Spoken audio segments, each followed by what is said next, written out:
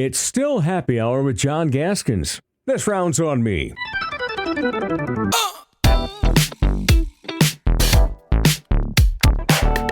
It is chow time. Chow time at Gibs Sports Bar for Nate Malchow.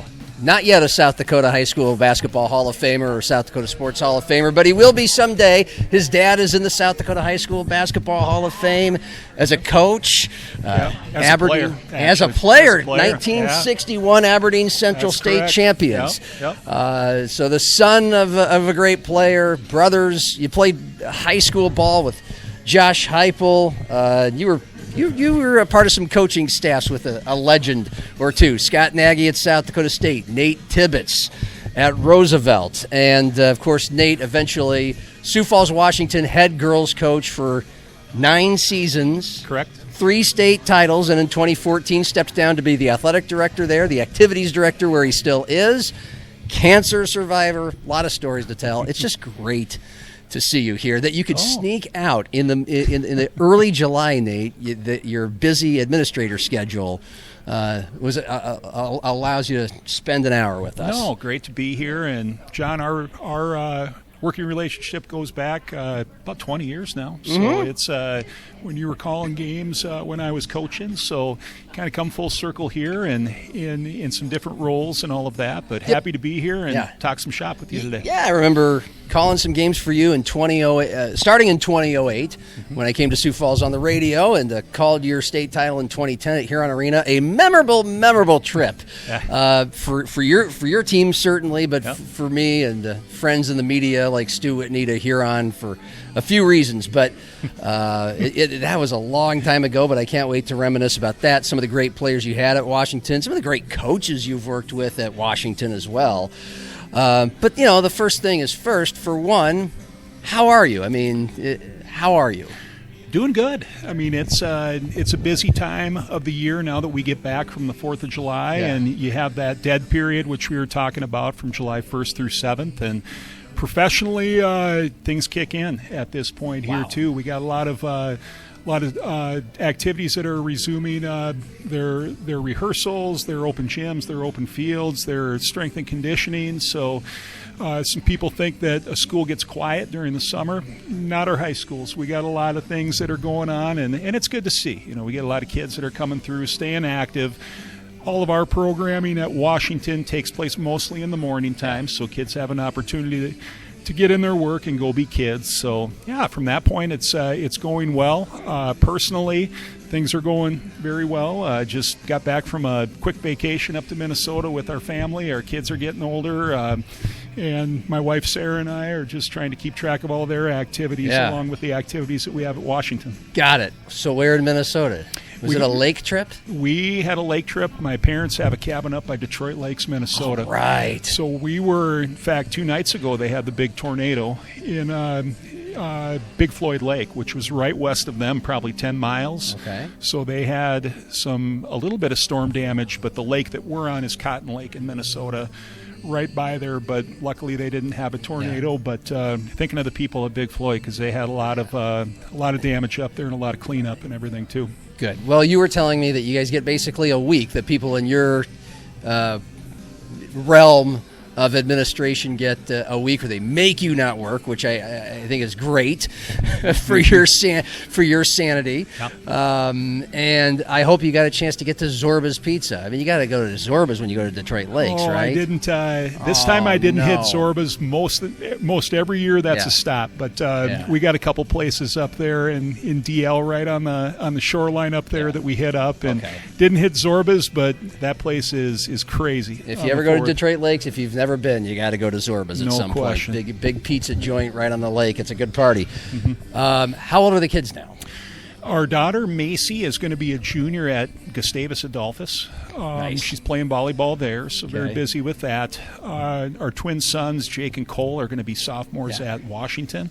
And then we have another daughter, Katie, who will be a freshman at Washington. So 3 in high school next year, and I don't know, just another one that when they see their dad in the Commons, they turn and walk away. I don't know if I'm not the cool status once you become a dad at the high school, unless they need money, then they'll come in. Yeah, of course. Then you're their favorite and see person. you for that, but it's fun. I mean, there's something about having a kid in school, and some of the guests that you've had on, John, and listening to your show and had an opportunity to coach their kids. While I can't do that, I still get to see them in school and get involved in their activities and their peers. So pretty special when we can all be together. Your kids were ages 6 to 12 when you stepped down, and that was 12 years ago. And so you had not hit 40 years old yet.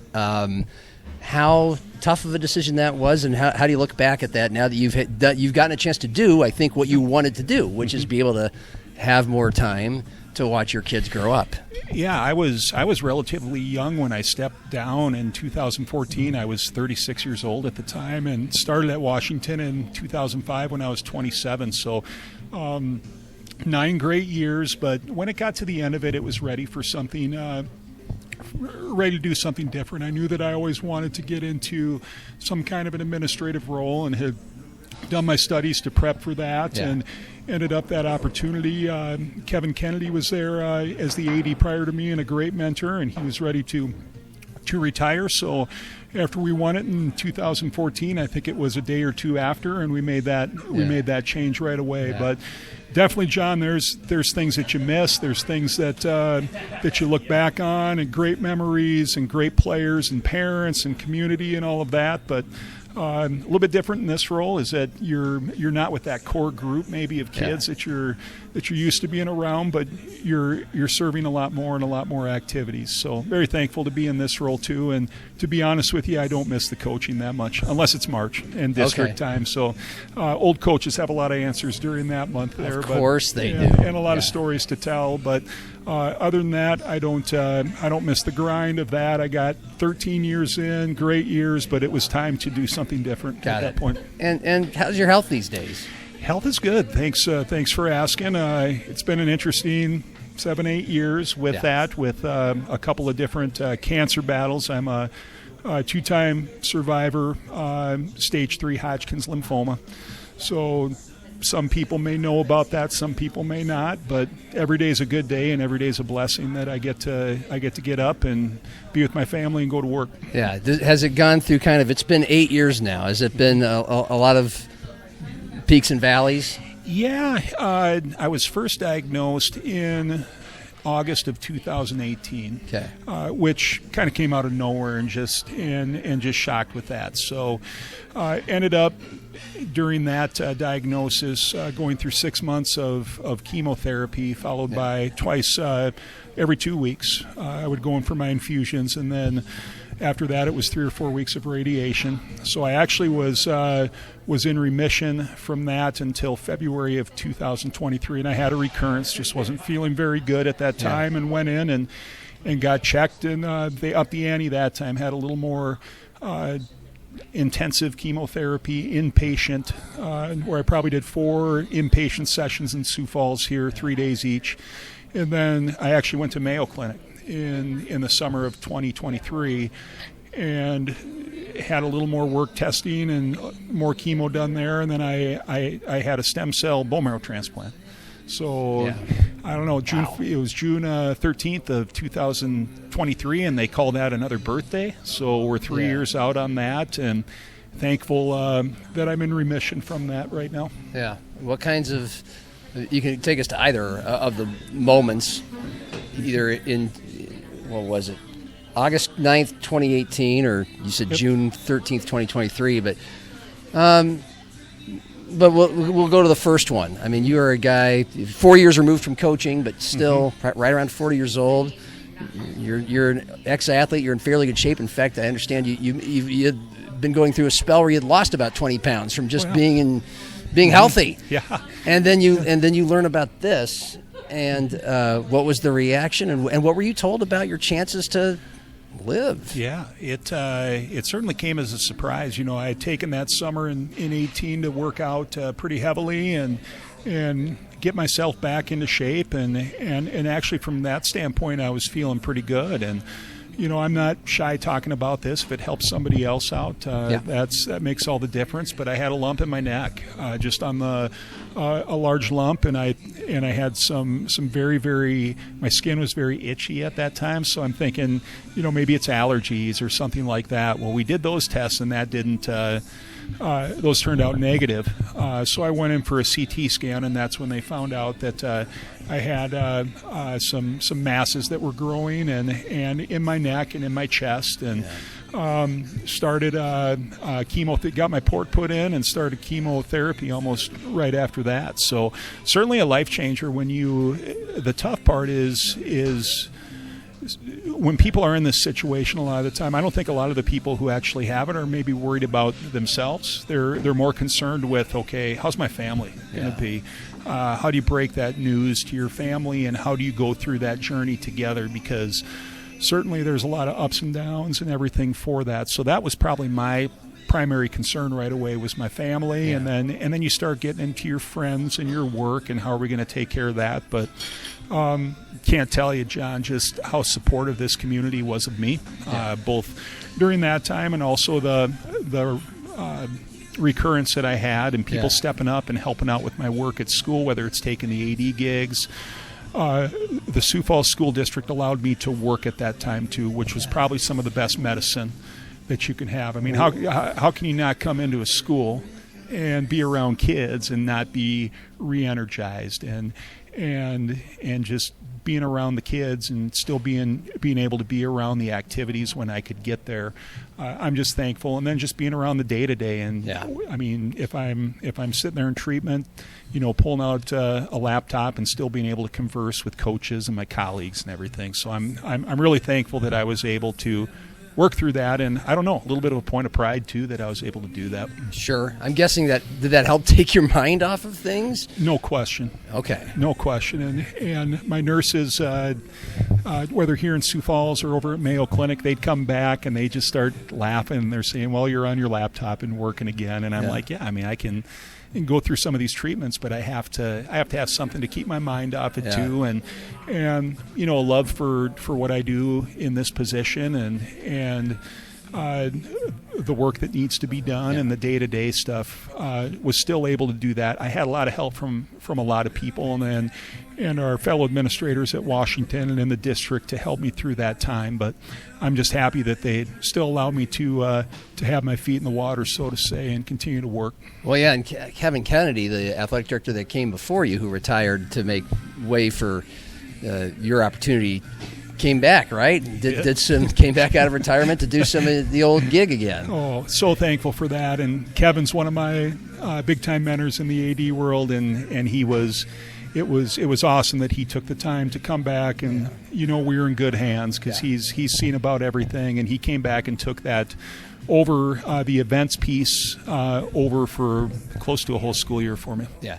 It probably isn't the most comfortable thing talking about it, but I mean, what kind of depths when you weren't able to work, when you were at the hospital, what were the extremes that it went to as far as the pain or the fatigue and all that comes with it, the mental fatigue as well? Yeah, I try to describe it to people, but I mean, those who have been through a battle probably understand that best. I mean, the feeling, the part that was difficult for me was the chemotherapy. I mean, that's no doubt just, being an athlete, you're used to, putting your body through a little bit of hurt and a little bit of soreness and a little bit of pain, but just the things that were associated with that, just just the general fatigue, being tired, getting sleep. It was unlike anything I've ever been through, and I hope I don't have to go through it again. Yeah. But between that and probably the time after I had my stem cell transplant for a good month was really tough. Okay. So, was there any doubt you'd make it through? I didn't have any doubt. I guess it's right. Your competitive genes kick in when you get this. I know a lot of people say that, and it maybe sounds like cliche, but our family's take, my wife Sarah, and she was by my side through this whole thing, and just awesome. But she was probably my biggest advocate through this whole thing too, because when you're going to appointments and you're trying to progress this and kind of take in the emotionality of going through something like this, she was that steady hand and that steady Eddie who was going through helping us make decisions. And John, probably the biggest thing is finding a plan, executing the plan, and then seeing what happens. And there's a lot of coaching that goes background that goes into that, or athlete background. You're working towards something, you're working towards a goal of getting healthy and all of that. And I was that's the mindset that my family and I took with that, and fortunate enough to have a lot of support from people that were behind us. Were there certain things you would read or watch that got you through things when all you could do was lay down? I'll be honest with you. I had people sending me Rocky videos and all that stuff. I'd be in a chemo chair right there. And when I couldn't sit still, though, and I would have to get up and take laps, and I don't know, maybe my people who work with me would say the same thing, because at an event you're always moving around as an AD. But I would stand up and I'd take my my IV bag or my chemo drug bag, and I'd just go take laps and try to talk to people. But no, was it just because you were restless? I was restless, but got to know my chemo nurses really well, and they're wonderful people who are in that profession, and they were just I don't know, some of those things don't leave you. Even though you're in that, you still want to get around and maybe talk to people and just be yourself and all of that. So that's where I found a little bit of solace. But I'll be honest with you, I have playlists and all that stuff that we're going with music just to get you through. I mean, if you're on a 6-hour session right there, to get you through that last hour and a half, because that can be brutal at times as well. I bet.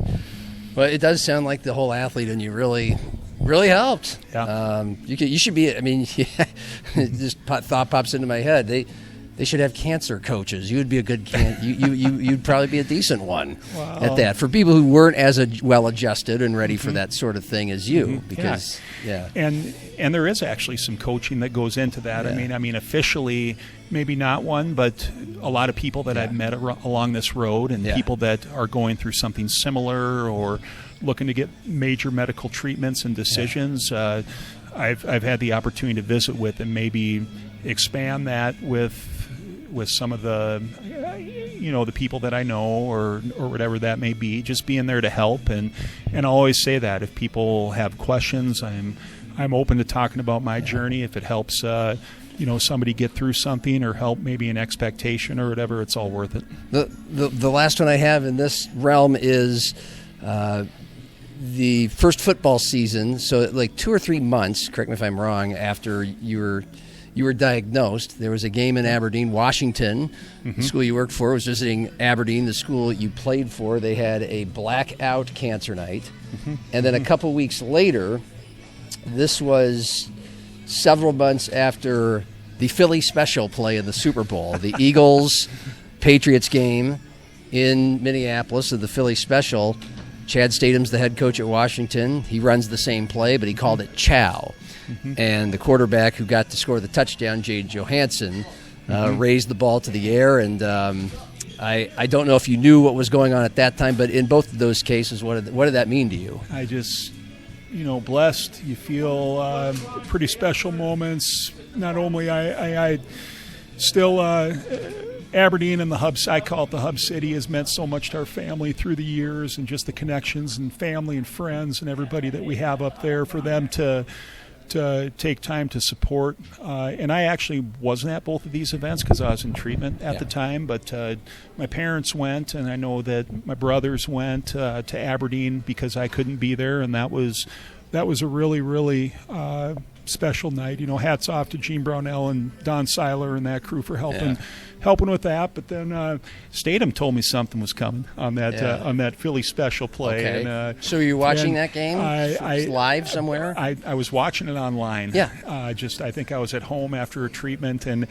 he told me something was coming, and then after the game he texted me, and that was really cool. Chad has been a great friend through the years and a colleague and everything too, and that was really meant a lot to my family and I could show my kids that, and I'm like, hey, we got they're doing something that's making a positive out of a tough situation. There's a lot of really awful things about modern technology, and you've probably lived through that a lot, being around your own kids and high school kids.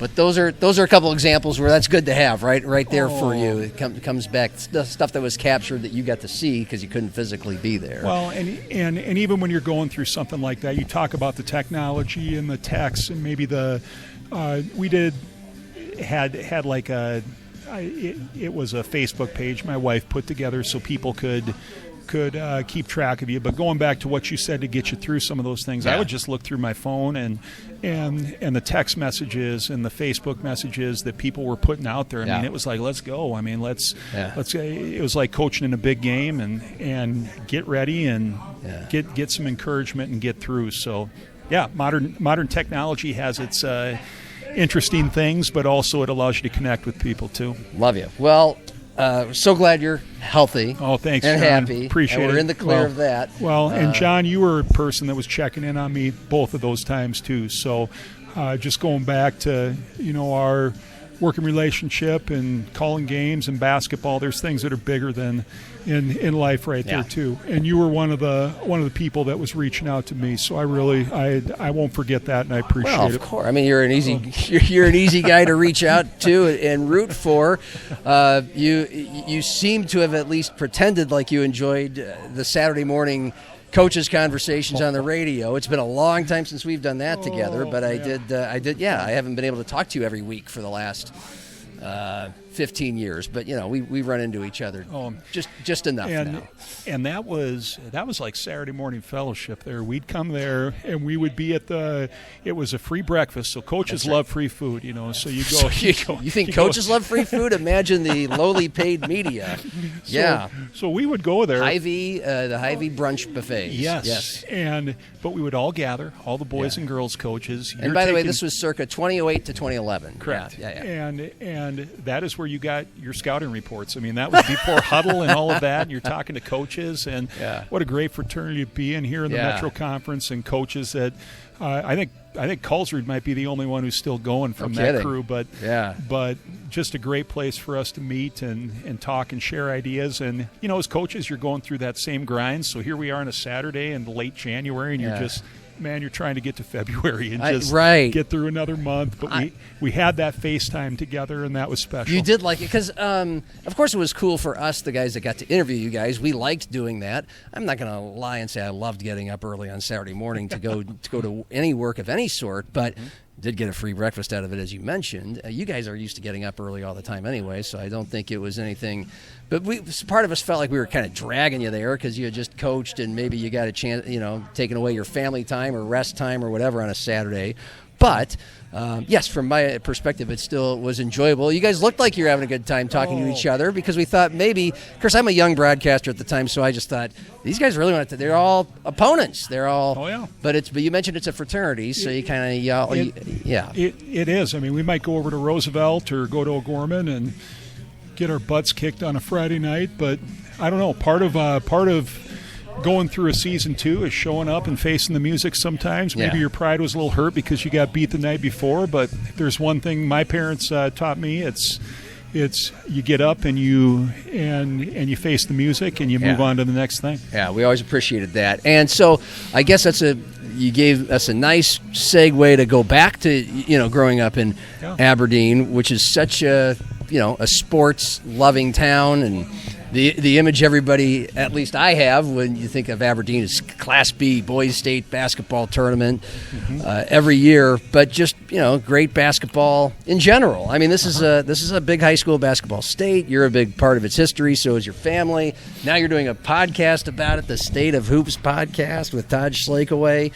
So, but take me back to Aberdeen and the 80s as a kid, the 90s as a teenager, and the sports and what it was like, how it shaped you. Oh, just so fortunate to grow up in a town that supported all sports and just supported just being a kid in general. I got great memories of my buddies growing up, and we just hop on a bike and drive around. It's a town of 25,000 people, and has been that way for a long time, so the population stayed pretty consistent. But, our parents allowed us to hop on a bike, and whether it's to go buy baseball cards downtown or just to go check things out, and just, the freedoms of being a kid in that town were a big part. But, my parents, my dad obviously played basketball at Aberdeen Central and had a career of his own, and my mom was a English substitute teacher, English teacher, choir director at our church. But I think those two are the foundation of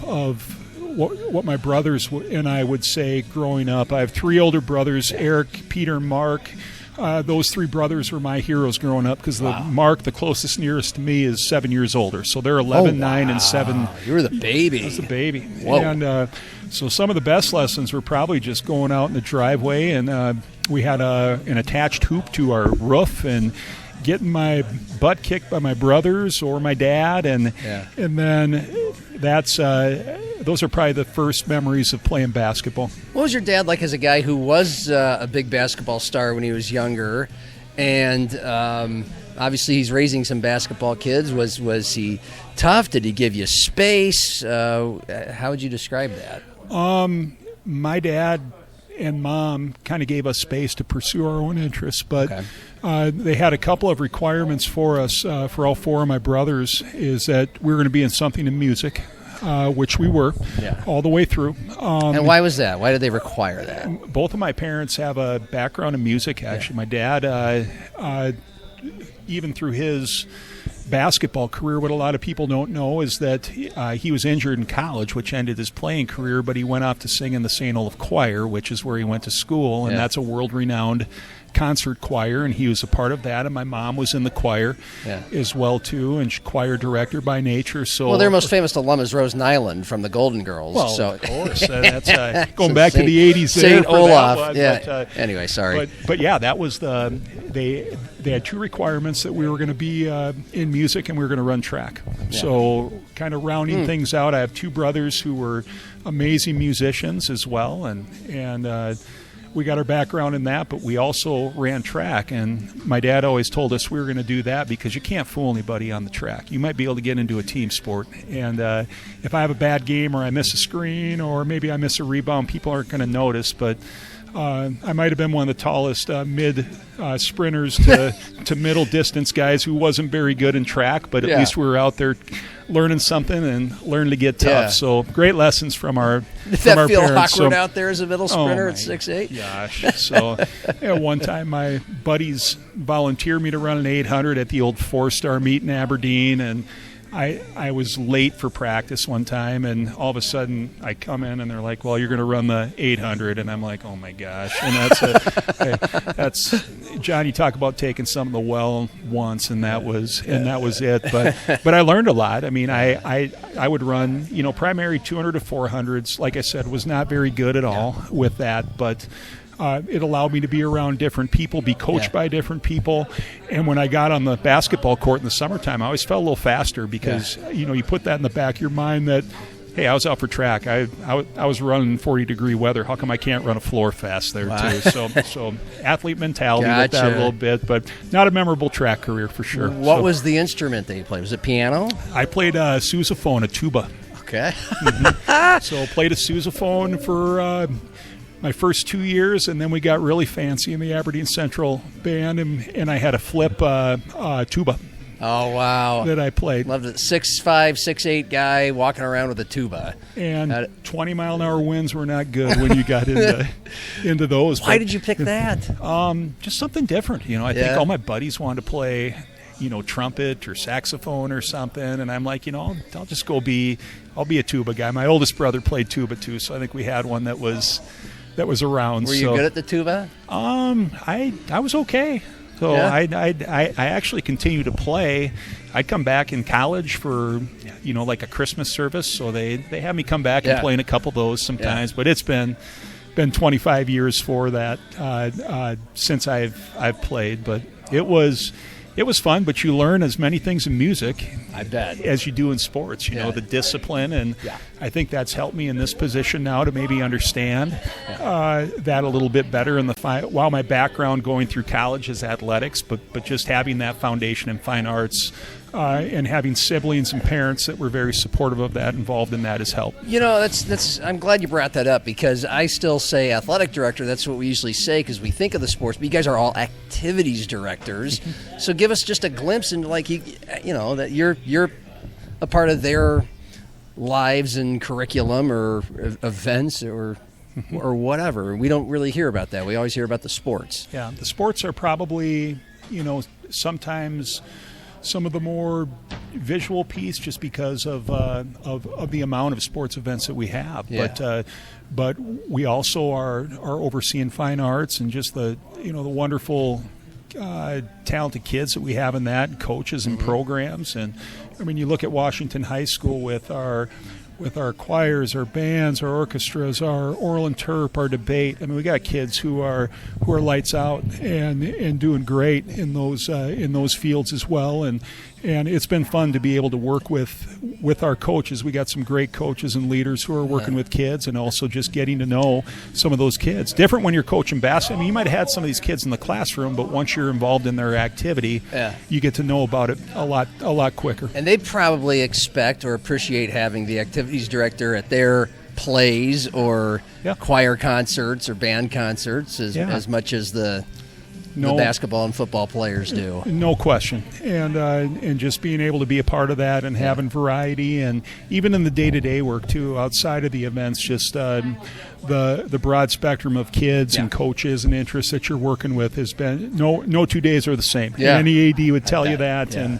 And it's been fun, especially for me in the last 12, 13 years, to get to know our fine arts world a little bit better there too, and just great. all the talented kids that are involved in that. You might be able to relate to the music and drama and speech and band kids better than some of the other activities directors, just because you got to do it. You don't have to comment on that, but I'm sure they appreciate that. Yeah. Do you tell them that you played the tuba? Do they know that? I got respect for the tuba players. I'll watch those guys, and I'll tell them I played a flip, and they're playing a Sousa right there, and so it's like, this guy maybe knows a little something about that, but a lot of respect for those guys.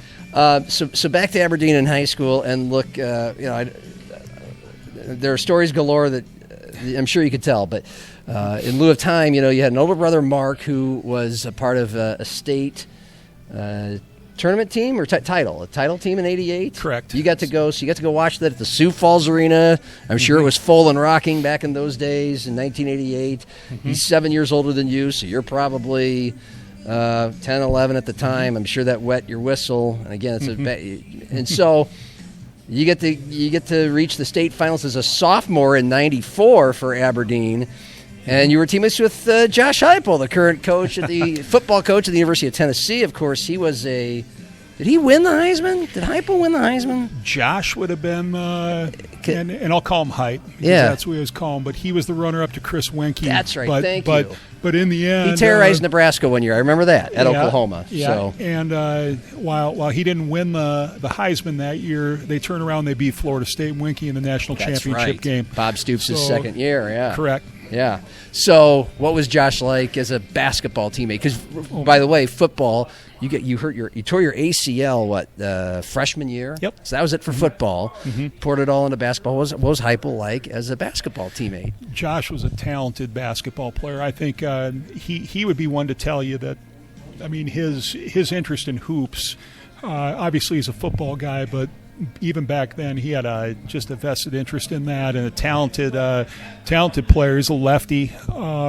He's a winner. He played a lot on that as a sophomore on that '94 team. We lost to Mitchell and Muntz and the Miller brothers and all of that in the state championship. But Josh was a key player at that time. But, I mean, one thing that separated him, and even growing up with him, we'd known each other since we were in second, third grade, but just his confidence through the years. I mean, and you can see that, come full circle here too. I mean, he always believed in himself, believed in his teammates, able to lift his teammates up, help them get to a different level. And you saw that in high school.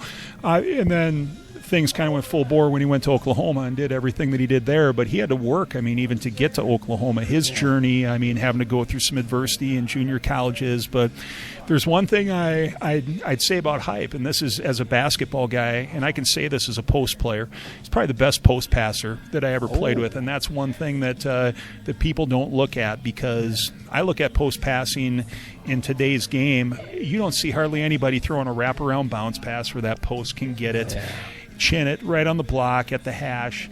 I got the ball wherever I wanted it when Hype was out on the wing. I mean, and he was looking to get you involved.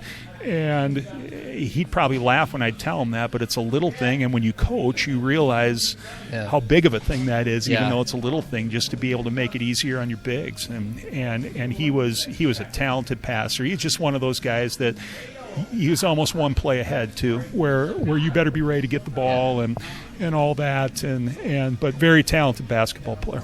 Not a surprise. You kind of give a micro example of maybe how the game has changed a little bit. Does that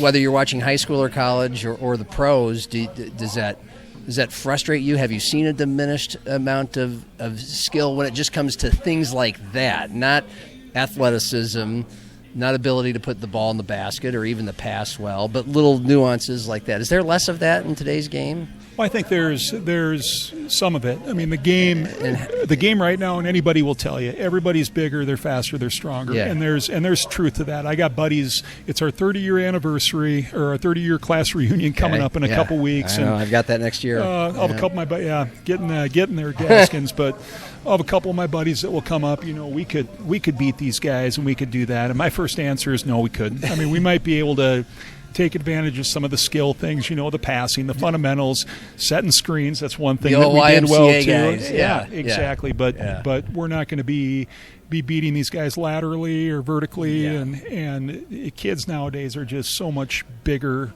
faster, stronger than even we were back in those days. And to me, there's no argument to that. But skill-wise, I would put our skill development and everything that we did up there with anybody, and we played on some pretty good teams in Aberdeen too. What happened? I'm talking boys and girls, whatever. But what happened to that part of the game? Is it not coached as much? Is it because there's, I've got my own little theories. I've read a few things. You know, there's a lot of AAU summer ball. They just don't practice much. They just go out and play. It's become more individualized. These are the things I hear or sometimes see. What would be your answer? Well, I think a lot of it, you know, when I coach, and I still think a lot of coaches do that to this day. When you're getting kids in, you're working on the fundamentals, you're working on the gun, shooting machine or whatever. I think back to, you know, Ashley Addy's probably the best player I ever coached. But what she did fundamental-wise to lay cones out and to work on crossovers and to work on individual moves and shooting and all of that, where she went from being a ninth grader to becoming an all-Summit League player and going to 4 NCAA tournaments, that doesn't come by happenstance and going and playing in games all summer long. That's getting in the gym, doing the work that nobody likes to do and getting yourself better. So you got to be dedicated to that. I mean, from a team game, the one thing that I just don't see a lot of right now is people setting screens. I mean, just down screens, flare screens. Everybody can set a ball screen. You see that in basketball now. Everything's the pick and roll stuff. But what are we doing off the ball? And what are we doing making contact and shaping up and sealing and doing some of those things? So, and those are things that we thrived on at Washington when I coached. Of course, you're running a high-low offense. You're going to have a post player and doing that. But in the men's game, you just don't see a lot of the true post anymore. In the women's game, which I really appreciate, you see a lot of the post. I appreciate in the sense that you still have post play that's heavily emphasized. Absolutely. And, you know, back to your playing days, you get Aberdeen, St. Olaf. You transferred from St. Olaf to Concordia-Moorhead. What made you make that decision? Loved my time at St. Olaf. Played for a guy named Dan Kosmowski, who just retired. He's a legend up there. Just retired this year, in fact. But the first time I met Coach Kaz, he recruited me, and here's a funny story here. He said, I want you to come work at camp for me, because he was an assistant for Clem Haskins. Wow, so, former University of Minnesota coach for youngsters. So this is June of 1996. So he said, Chow, you want to make a little extra money? I'm like, heck yeah. He said, well, I got this, I'm running Clem Haskins camp at St. Thomas University. So went over there in June of 96 and get there, and I'm looking at all my refereeing partners. It was Courtney James, Bobby Jackson. Oh, my gosh. I'm trying to think. Trevor Winter was there. These are David guys that Grimm. were eventually on the Final Four team, 97. These were guys that won the Big Ten Conference and were on the Final Four team. So those games at night were interesting because you had Vashawn Leonard coming back from the league. A couple of the alumni were coming back. Russ Archambault, who's the same age as me, was going to be a freshman, but Quincy Lewis, all those guys were there. So I got humbled pretty quick in those pickup games that night, and I would come off, and Coach Kaz would just be sitting there saying, "Keep working," and all of that, because everybody there was just obviously more talented than I was, but kind of a fun story I like to tell people. And I saw the 1997 Gopher team up front and personal, and close, and a lot of Spalding right here on my forehead getting stuffed back in my face, But no, I was there a year, had a great experience. I just decided to change majors at that time, and I knew I wanted to be a teacher and a coach, so I ended up transferring to Concordia, where a couple of my brothers had gone and played for another great coach, Dwayne Severson. He had won a national championship, Division III, with the women before he became a men's coach, and really served as a mentor for me back then, and also directing me into coaching, and still to this day has been a great friend. What kind of a college player were you at Moorhead? I was a role player. Yeah. To sum that up, playing at St. Olaf my freshman year, and we're playing Augsburg, and Augsburg had a guy named Devin George on their team, and if you follow hoops and you just do a simple Google search on Devin George, he would have started right now on the Lakers squad with Shaq and Kobe and all of that. Remember that name? First Division III player ever drafted in the first round. So I just remember our coach going through, and he's like, "Okay, player A, you're gonna go out there, and you need to score 20, you need to get 12 rebounds and all that." And here I am, an 18-year-old freshman, and so player B, you're going to get 10 assists, whatever. He looks at me and he says, "Chow, you got 5 fouls to give." So that's being a role player. You're a role player. You learn that pretty quick, and I will tell you, I used all those 5 fouls. Yeah. And looked at Did my you make coach. them count? Made them count. Didn't get dunked on by Devin or anything there, but it was.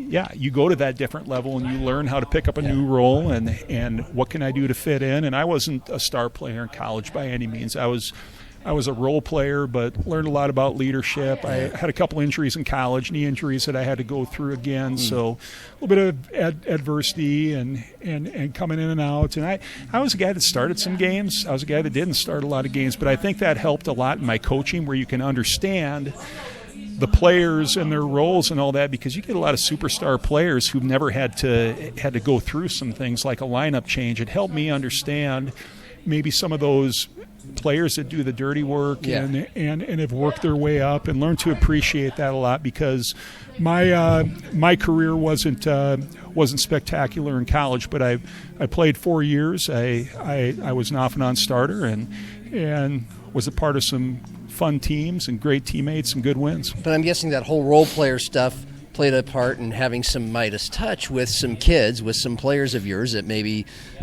would have a difficult time accepting those roles, that you would probably have the magic words and tone to make them buy into that. And that helped in a lot of situations, because I could sit a kid down and say, "Hey, I can relate. I mean, there's frustrations here, but whether it's making a lineup change or a role change, but what can we do moving forward? What can you do to get better?" Yeah. And I always said this too, and Fred, I learned this from Fred Tibbetts at Roosevelt, is that when you get into your state tournaments and you get into crunch time and you get into what we call winning time, whether it's you're playing in the night session, you got to have some of those kids who aren't maybe your first team all-state or step up and give you a game. Tibbetts had some of the best advice that I just remember sitting with him, and he would look at our star players and say, "You guys just got to get your average. I mean, go get your 20, go get your 12, do that. But from you guys maybe who have averaged 3 or 4 points a game, I need a little bit more from you on that. So I learned from the best in the business in Fred. And, I mean, if you look at a kid like Kelsey Connect in 2014, maybe averaged 8 to 10 points a game. She has 24 against Mitchell, and we win it. I mean, just kids who are stepping up their role, and maybe some unsung heroes who get it done during winning time. Yeah, sometimes I feel like on these shows, like, most people know these names like Fred Tibbetts, but I feel like I'm compelled. There are some people who are new to Sioux Falls, new to the history of sports in South Dakota, maybe a little younger, didn't live through this. So Fred Tibbetts, head coach for Jefferson High School in Jefferson, South Dakota, and Roosevelt for 4 years in the 80s, also at USD. All women, all girls and women's hoops. 111 straight wins at one point, late 90s. Were you on those staffs? I was on the last part of it. Okay. And 111 straight wins and 5 straight state titles during that time. Yeah. That record will never be broken. Yeah. I know never's a long word, but it's that 111 is going to be tough to top. What else is a good Fred? There's a zillion great Fred stories. But all I've been told, incredibly charismatic, right? Grade A BSer as far as just his ability to talk and tell stories. Mm-hmm. But where's one whether it was just an impressive coaching thing, inspiring, or funny? Well, first off, I'm just gonna say that Fred is one of the most important mentors that I've had in my life. Because by the way, was that your first job at high school? After it was. Yeah, okay. I would not be in the Sioux Falls School District right now if it wasn't for Freddie. Yeah. And I got to know him in high school because he helped coach a team that his son Nate was on. Nate White, Nate Tibbetts, Nate White, John Severson, Todd Schleckaway. Was on that team, Shannon Poppinga. There were a few of us that got together, and that was kind of in the early ages of AAU. But Fred was our coach, and thankful that we created that connection, had that played in a few tournaments in the summer, nothing compared to what they do right now. Yeah. But when I got out of grad school at SDSU, I was looking for a job, and I just, on a whim, I had inquired about it, and he's on the phone with me the next, within a couple hours saying, Chow, we got to get you down here and get you going on that. So he gave me that opportunity, and what a ride it was. I mean, just being with him and just learning, and I shared an office with him. Him and I were the 2 male PE teachers at Roosevelt for 4 years. So as my dad would say, keep your ears open and your mouth shut and start learning and doing that. And really the Tibbetts family has been great to me through the years, and no secret with Nate and what he's doing. And I still run into Luke in town here. He was traveling around with us when he was a youngster and everything too, but just what a great opportunity for a young coach to step into. And sometimes people don't think, well, you're coaching freshmen, which I did, and then being an assistant. I was doing double duty, and here I am 22 years old. I thought it was the greatest thing in the world. I got to have my own gym. I got to have my own team and learn how to do things, get critiqued by Fred and the other coaches, and then I got to go help him out whenever I wanted to. So what could be better than that? And just living in a gym outside of my teaching time and learning was awesome. I still got to get a story out of you. Okay. Story. A game, a huddle, or just a wizardry coaching job, a funny thingy, whatever. Okay. Well, I remember going down to Yankton, and we're playing the state tournament in 2005, our last year together there. Okay. Freddie had stepped down after that tournament, and I was heading to Washington at that time, but went through the first round. The second round, the semifinals, were playing Yankton, in Yankton, and they were loaded. They had Ketty Cornerman, Andrea Walsh, Iverson. They had a good team. We were undefeated that year too, but we're playing in just one of those games that are just a battle and just a rock fight, as they say, and the game's low points, all of that. So we're down maybe 4 at halftime. Okay, so at Yankton, our benches are on one side. We have to walk across and in front of the Yankton fans. And as we're walking, the whole crowd, with the exception of the Roosevelt crowd, is chanting ESD. ESD, and I can appreciate that. I'm an ESD guy going back to my day, and I know the pride in the conference and all that. Well, we were part of the Greater Dakota Conference at that time, which is now defunct. It was going around for a little bit. So anyways, we get done playing the game. We end up winning in overtime. I had a couple of players foul out, but ended up pulling that thing out and winning in overtime. So we walked by that same crowd, and Fred looks back at Larry Toft and I, and he just kind of smiles, and he grabs the towel and he starts chanting GDC. GDC.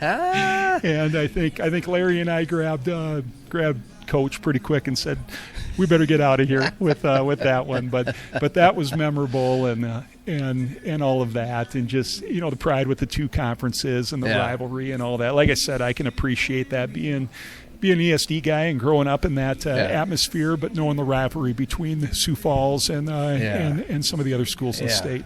And so, did you have an inclination that you were going to take the Washington job, or had you already taken the Washington job? Not at that time. I interviewed for it in April of 2005. Okay. Yep. Yeah. But you knew was it already open? Did you know it was open? It was open. Okay. Yep. And again, we're kind of running a little short on time, but you took the job, and then Fred stepped down, or one or the other. Like, because there's this whole kind of limbo world where you could have conceivably had taken over for him with that. At the time, it was just a golden program, a golden job, plum job, but you had been committed to Washington, which was at the time, I'll say it for you, kind of down in the dumps and needed a pretty heavy rebuild. So take me to that whole thing where you could have done this, but you did that. Well, I saw the Washington gig as a challenge. There are a lot of awesome kids, coaches, people that I worked with at Roosevelt, but I always had a little bit of respect, or I always had a lot of respect, I should say, for Washington High School, even before I stepped in the building. And that goes back to the stories that my dad would tell me. He was good friends with John Odney, and obviously Odney's a longtime coach, and I knew a lot about the history and the tradition. And I saw an opportunity there to get back and to start up something. Washington had not been to a state tournament in a few years. They hadn't won a state title since, I believe, 80 or 81, and we had an opportunity to step into something, form a staff, start from ground zero in terms of a foundation and build that thing up. And believe me, we started at ground zero. We went 3-18 the first year. We came within 25 of Roosevelt, and we thought we won the state championship. But was just had so many supportive staff members, administration at Washington, parents. I mean, people who were really, the first couple of years weren't easy, and we had to ruffle some feathers a little bit, but it all ended up paying off. And once we hit year 3, we were rolling. Ruffle feathers as in maybe play younger players. That's usually how it goes. But we played the best players that we had. Yeah. Yes. Yep. Yeah, Yep. and that didn't. Yeah, and that's all. I'll just say that players that we put on the court, we decided as a staff were the ones that gave us the best chance to win. Yeah, and that's what coaches want to do. I think every coach wants to do. Not every coach gets to do that in some places that I have been to along the way. Certain towns and schools, and that's tough. That's probably part of the job that you don't miss is trying to fight those battles. Yeah, and we had an intermix of older kids, younger kids. I think people when they came into our program, they knew that if they put in the time, they had the skills, they had the talent, they're going to get a shot to get out on the floor. And I had a community and administration that was supportive of that, and we won when we were doing it. Oh my goodness! Did you ever win? And that always helps too. I mean, you went to 4 state finals in 7 years, and your last 7 years, and that started with a 22-3 team that won the state title in 2008, the first of 3 state titles. 2010 and 2014, your last game were the others. And I wish we had more time to get through the Washington years, but I think that's what you're best known for. So I'm glad we got to some of the other things maybe people didn't know about. But how would you, once you guys got rolling? I mean, you're basically turning into Roosevelt, at this point, with a very different personality. From Fred, but the great players. Like, what do you? It's hard to sum it up in 9 years in a few minutes, but it was. How did it keep rolling? How did it get rolling? How did it keep rolling? Well, to credit Fred and Roosevelt, we just took a blueprint of what we were doing over there and brought it over to the east side in terms of the open gyms and getting kids in and putting in the work and getting in the weight room. playing a tough schedule. Anybody, any place, anytime. The tougher the competition, the better. And just having that mentality. And when you want to win, you have to have that mentality on goal all the time, because players are smart, kids are smart. I mean, if you have any doubt right there, and sometimes maybe there was doubt. I mean, just with if we could do it or not, you just have to put your best foot forward, and you have to lead, and you have to stress those small things that lead you to getting there in the process. So. We knew it was coming. Well, like you said, by year 3, we're 22-3, and after that, our first 2 years we were 3-8 team. We were, I think, we won. We were 11 and something. We were sub 500 the second year, but we hit pay dirt in that third year, and we just didn't. We didn't lose a lot of momentum. We just had a lot of kids that came through the years. We weren't Roosevelt. Nobody's breaking that record and all those titles, but. From where we started to what we did, I think our staff and our kids and our parents and our community have a lot to be proud of. You were usually, not always, but you were usually the team to beat back then, and it was a lot of fun to watch and witness. We got to get back to Washington at 2:15 here. Is that the deal? Oh, we're good. So, okay. Yep.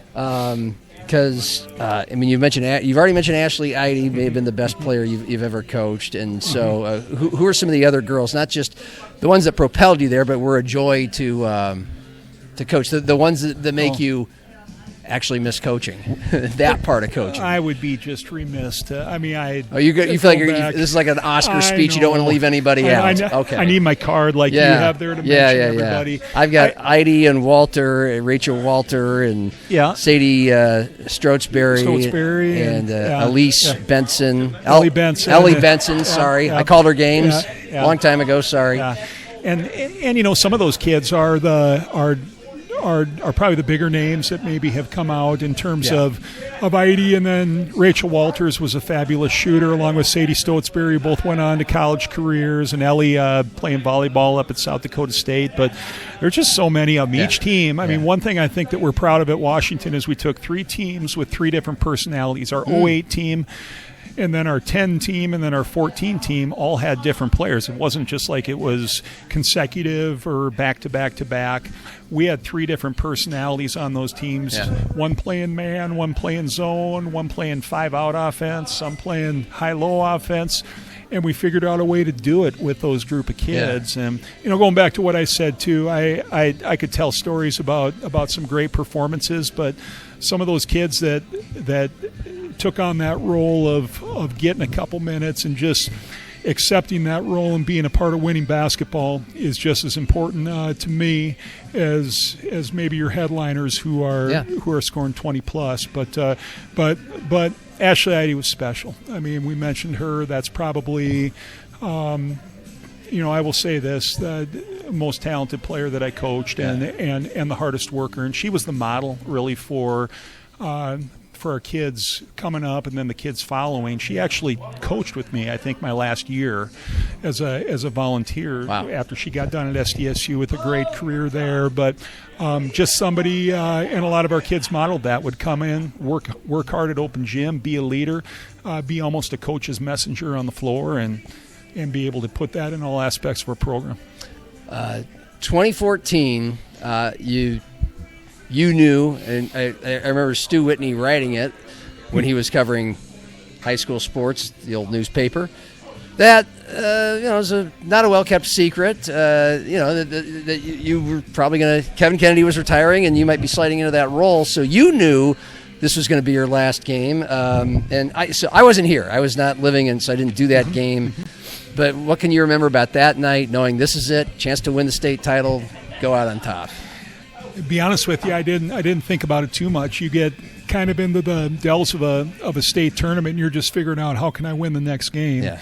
But I'll never forget. I mean, on the bus ride home, had a little chance to reflect, and I mean, there was nothing official announced then. But did your team even know? So you didn't say anything. No, it's about the team. Yeah. And and it's about their mission. Each team takes on their different personality. Yeah. It was about the team. In fact, we had a banquet on the Monday after the state tournament. Didn't even mention anything there.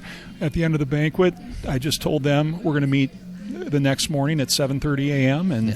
we'll talk then, because be honest with you, we didn't need that attention on what I was doing there. It was about that 14 team getting their goals done and winning that, and then we'll deal with the other stuff later. What was that meeting like, delivering them the news? Well, it was tough. Maybe there were some people that were I don't know, but it was tough, especially for those kids maybe that were freshmen and sophomores, and those kids went on to have a lot of success. Yeah. I mean, Jamie Parrish stepped in and has done a great job with our program, and he won a state championship that first year. Right away, yeah. Right away. Yeah. And that was a thrill to see that he took a team a long ways during that year, because it was a transition year. There were some young talented players, but they had to learn and understand their new steps. But we knew that there was a lot left right there too, and Jamie has done a tremendous job of keeping that tradition going. Sure, and I love working with Jamie. He, like you, just a nicest guy in the world. How was it for you initially, and certainly still to this day, because he's still the coach there, you're still the activities director, but how did that work with he's taking over basically a dynasty and a legend? I know you probably hate that word. Big shoes to fill, and he was able to, again, just take that team right away and win the state title. But how did that work with you offering your advice, him asking his advice? Were you cognizant or worried about, being that guy in that role and being too overbearing? Knowing your personality, I'm guessing it wasn't an issue. No, and it's kind of similar to what I talk to all my coaches or directors or whoever it may be about. I'm not here to talk X's and O's with you. If you want to talk about some things with, team questions about dealing with certain situations, I'm going to be here to help you out with that. And that was, a little bit of a start for that. I would walk in to a practice just on my regular duties, but a goal of mine was to make sure that Jamie had his space to build what he wanted to build and everything too. And over the last couple of years, so he gets me in there a little bit more. Okay. And has had me, for better or for worse. If a kid needs a pep talk or talking to the team before the state tournament, it's awesome to do that, and that he gives me that opportunity to do that. But it's his team and it's his program, and that's from day one. I wanted to make sure that was respected for him and for those kids, because as I said, every team takes on a different personality, and each year is different. And I wanted to make sure that he was leading that charge. He's won 3 or 4, right? I feel terrible for not looking this up. He's at least 3 or 4. Yeah. Yep. You probably know this, but we were talking earlier about you were a role player. You talked about playing the best players when you were a coach, which would ruffle feathers. Mm-hmm. But he has one of my favorite lines or philosophies I've ever heard, which is get the ball to the good girl, the good player. And it's kind of like, for one, a lot of teams have more than one good player, but you know what he's talking about. Hey, when things aren't going very well, you need to get back to square one or whatever. You need a bucket. Just hey, let's. And he's talking about his designing plays, but also instructing his players, get her Yep. Let's utilize that as much as we can. That's a parish line right there. Get the ball to the good girl and guard the good girl. And it makes it sound so simple. It does, but it makes sense there too. Yeah. Sometimes, and I was guilty of this as much as anybody, that as a coach I would overanalyze some things. But when it comes down to it, it's a simple game of fundamentals. Get some good schemes in there, and make sure your players play harder than anybody else. Brian Hermanson and I used to sit around all the time and just compare. We team taught and we coached, but we would quiz each other on, did our team play hard that night? Did we play hard or didn't we play hard? And we'd watch each other's teams and ask about that. And that was such an important factor there too. You can have all the talent in the world, but if you don't play hard and you're taking home movies and not doing anything, you're not going to be as successful. And that just comes with that mentality to instill each day in practice and get that going, and along with keeping the game simple, as you said, that Jamie can break it down with the best of them. You dropped the name of another guy who's won 3 state titles at Washington. That was Brian Hermanson back in the mid to late 2000s, and then Chad Statham replaced him, and he won 3 or 4 state titles at Washington. You've gotten to work around, and Jim Trett, the boys basketball coach. We're just covering football and basketball here, but the guys you get to work around, that had to be pretty awesome. Awesome, and just a family atmosphere, and this even goes back to Roosevelt and then Washington, and just having peers who are going through the same thing that you may go through, the highs and the lows, and bouncing ideas. And it didn't have to be somebody necessarily in the same sport, but I might learn something from another coach of a different sport, or somebody in the fine arts. I mean, I'm still picking up stuff from our great coaches, regardless of discipline, on what they do to get kids to be successul. What is to you special and unique being at a place like Washington? And you've now been there for 21 years. It is a unique school in this district and in this state. What's it like day in, day out for you? Well, each day, there's never 2 days that are the same. And I've been at this great place at Washington since 2005, and like you said, I haven't left. I've loved every minute of it and the different roles, but what I enjoy the most is the type of kid that we serve each and every day, and who we meet and who we're able to give opportunities to.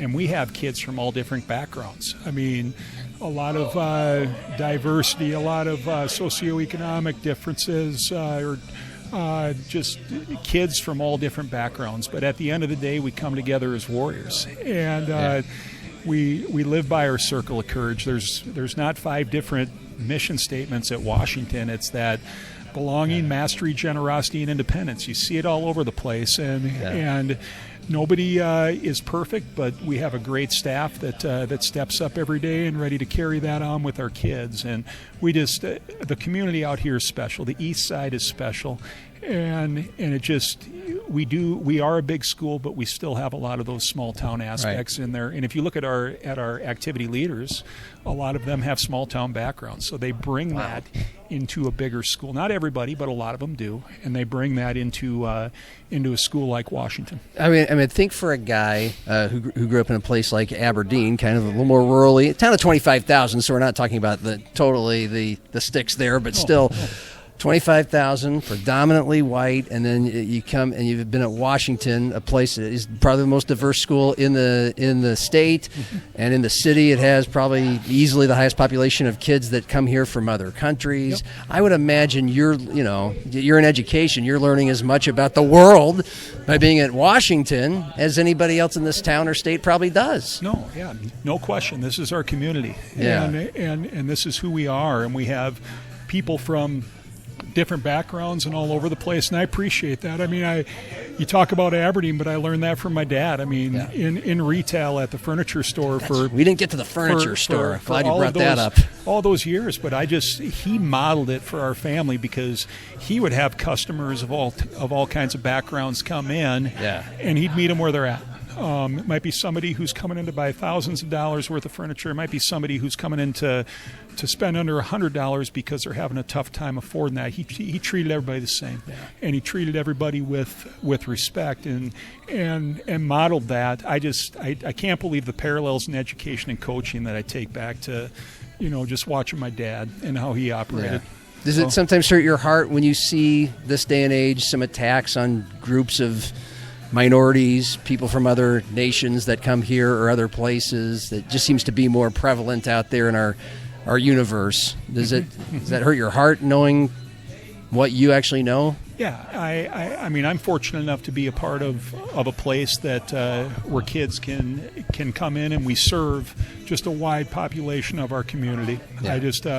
It's something, and like I said, I've been doing it for 21 years, and I haven't left, because I appreciate Washington High School. I appreciate the mission that our staff provides to kids, and lifting kids up each and every day. I got 2 more. Cordell's going to put me on the spot. He's used to this when we get down to the end, and I still want to keep going. But one is I'm forgetting, so I lost that one. So 2 is I got to hear. We skipped over your quick stint at South Dakota State. You're between the end of your college time and getting started as a teacher coach here in Sioux Falls at Roosevelt. There was a year as a grad assistant, Scott Nagy. So that had to be an interesting experience that could may have shaped some of the things you eventually did. Well, he's probably the best. Coach Nagy's intense. I learned that the first day. I'm going in. I got a year, and I'm thinking, okay, we got a couple of 7-footers that are coming in. Maybe he'll put me with them and working with the post. First thing Nagy had me do was to sweep the floors and to lower the baskets, and I did that all throughout he told me to do that, and I would go in, I'd do that, kind of get focused on what I needed to do for practice. And not many people know this, but I did that up until 2014 when I was done. I'd lower the baskets, I'd sweep the floors, and that was kind of my way to get rolling with practice. But no, great opportunity. And we had a group of coaches there. Matt Margenthaler was in his last year as an assistant before he went to Mankato, where he's still at. Mike Schott won a national title 2 years ago. Yeah. Margie, his assistant now is Mike Schott, who's a GA on that team as well. And then Brian Norberg, a good friend of mine from Watertown, was the other one. So, and then we had a young Aaron Johnston over in his first year on the women's side. I think he was 25 his first year as the women's coach. So just a great opportunity to get in there and learn. Nagy was probably the best coach that I've been around who emphasized rebounding. I mean, I'm a huge Tom Izzo fan, but I've never had a chance to work with Izzo. Yeah.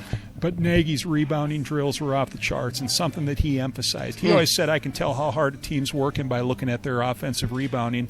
And I was the young pup that got to chart that. That was my job on the bench. So I better have some good offensive rebounding marks right there, but yeah, he was excellent. Ran a lot of motion offense, screening, teaching players how to play. That was a clinic coming out of college. I bet it was. And Aaron Johnston, like you, I don't remember if he said he expected to get into women's coaching or if it just happened, because he started as a GA on the men's side. You weren't expecting to ever coach girls basketball. What turned the corner, and how would you describe the fact that you did? Well, I'll just give you a little story here. Fred Tibbetts I needed a job, so I came down here. I was gonna finish up. I was gonna substitute teach at Roosevelt, and then I was gonna be the 9th grade coach and help out with Freddie. And Larry Toft was there too at that time, and I mean Denise Klein, some great people that I was able to. And Larry eventually went with you over to Washington. And led Toft and Schleck and Brett Schleck away. Just great assistants. I'd be remiss if I didn't mention those guys. But anyways. Took the job at Roosevelt, and I went into an open gym, and there's 60 to 70 girls that are running around. They're unheard of. I mean, Freddie's got them all playing, and he looked at me and he said, "Chai, I want you to jump in there. We need somebody to guard this gal right here." Well, it was Lindsey Thomas, who's probably the best post, who's been through in my opinion, played at Colorado State and multi-time All-Stater. Well, I get in there for the game, and I'm going into guard right there, and I don't know really what to do or whatever right there. She comes in, ball gets inbounded, and just boom. I mean, and I'm like, oh my goodness, this girl can play. And those girls at Roosevelt played such a fun style of basketball, and that's really what got me hooked. I knew that once I started working with Fred and the Roosevelt program, that's what I was going to do. Okay, and you never looked back. Okay, nope. The other one I came back to me. Yep. Your podcast, State of Hoops. You're doing what I do. You're just talking to a lot of legends, well-known names, people who are still into it and around. It's a basketball podcast of South Dakotans. Yeah, and just kind of a love letter to South Dakota basketball, high school in particular. Todd Schleckaway, who's been one of my longtime best friends. Him and I grew up. Him and Mobridge, me and Aberdeen, kind of the small town aspect, going to Northern games, having an appreciation for those old stories. We ended up playing AAU basketball on the team that I mentioned, and then Todd has become just a lifelong friend. We've been in each other's weddings, have shared a lot of stories through the years. We just wrapped up coaching our boys, who are freshmen now, for 5 years, and the time we got to spend together, the stories that we talked about, it just kind of came up one time. Well, we should start a podcast and tell a little bit more of our side of the stories and maybe what we experienced, maybe what some people don't know, specifically in the 70s, 80s, 90s that we've gone through. So we're one season in. We're about, I think we're 20-some episodes in, and we're just telling the history, and hopefully people can appreciate some of that and get our perspective on it as well. But we've had a lot of great guests, and really the purpose of that show is to showcase the love for South Dakota basketball, the community that it connects people with. I mean, everybody's 2-3 shades away in South Dakota basketball from knowing. So probably closer than that. They're all from 2 or knowing 3 shades somebody. away from Mike Henriksen. We all know that. We know Mike, and he would give some great stories. But no, it's been fun to. Probably the best part is just being able to reconnect people together, and we get a lot of good feedback on that. On it's getting people maybe who haven't talked to each other in a while come back and tell the stories. Of course, they're better 20 years later than they were back then, too. Of course. Yeah, that's how it all goes. Always. But that's partly what I love about doing this and talking to people like you. And so I encourage people. Todd's a great guy. I got the chance to do a few state tournament games with him here on Midwest Sports Plus in Rapid City, and I really enjoyed the time with them. So you guys are the 2 perfect guys to be kind of curators of history and keep the conversation going. So and we just hope to keep those stories going. We had our last episode was on the history of Armor basketball, and they had we had Burnell Glanzer, we had one of the Tiefenthaler, Pat Tiefenthaler, one of the Tiefenthaler brothers, Austin Ledebor, and then we had Dana Nielsen, Dana Honor now. So 4 of the legends there, and they were going to their all-school reunion last week. so made sure to time that right. But whether it's small school, big school, college, we didn't talk much professional ball, but just to showcase our history here in South Dakota. Well, good luck with keeping that going. State of Hoops podcast, and that's wherever people can find their podcasts. Wherever people can find their podcasts. That's what I tell people about this as well. And Sioux Falls Live. I would tell most people, hey, look, if you can handle over an hour with me, you can handle anything, but you've beaten cancer. So this was a blast for me and a breeze. I really appreciate you taking an hour on a summer's day away from your job to do this. No, thanks. And John, I've always appreciated our friendship through the years and your support of what we do in terms of highlighting youth and broadcasting and getting to a lot of events. Always fun to listen to, and I love listening to your podcast here. I've taken in a few of those, so encourage everybody who's maybe listening to this to check out some things in the archive, because a lot of good stories to be told. But thank you for having me on. There are. Nate Malchow, appreciate his time, for video producer Cordell Wright and Dirty Dan and the Gibs Sports Bar and Grill here on the east side. I'm glad we did it I figured you would want to do it here at Gibs. Maybe you were working and you wanted to be in the east side. You wanted to be in the neighborhood. So we're glad we did it on the east side today. It's a great place on the east side for you to come watch your sports. The food is fantastic over here as well. Happy hour and cheers.